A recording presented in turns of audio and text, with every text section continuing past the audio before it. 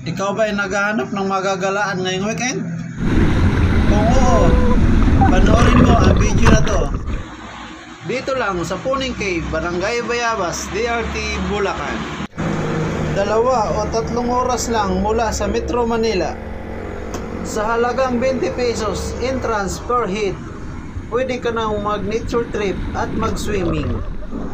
At may enjoy po ninyo ang malamig and refreshing na tubig. Saktong-sakto ito pagkagaling po ninyo sa ride.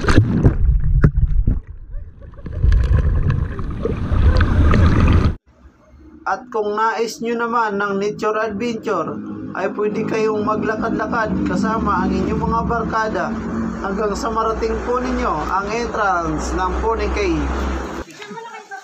Ay, ito na yung entrance? Ito na po yung Puning Cave. Ay, vlogger! Pinakamalaki siya. Oh! Hey, vlogger! Shout out! Shout out! Box out lang, hindi shout out! Shout out! At kung gusto nyo i-explore ang loob ng kuweba, pwede kayo kumuha ng tour guide. Sa halagang 100 pesos per head, a minimum of 4 person. Sa habang 300 metro, loob ng kuweba ay makikita at may enjoy ninyo ang mga nagagandahang crystals. Bubbles. Kumikinang-kinang to. No, ang ganda. Ayun. Mga 5 minuto lang ang layo nito mula sa barangay. Meron din mga available na cottages for the price of 200 to 250 pesos. Wala nga lang signal sa area. Kung wala naman kayong dalang pagkain at tubig, huwag po kayong mag-alala, may mabibilhan na kayo dito. At pwede rin dito ang mga bata.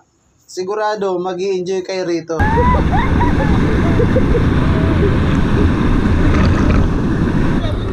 Diyan, ano lang yan? Palabas na yung ipapag.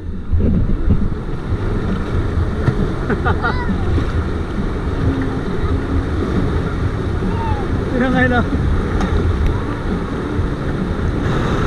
Galing ah. Diretso ba? Ang galing ah. Tumatakbo lang oh.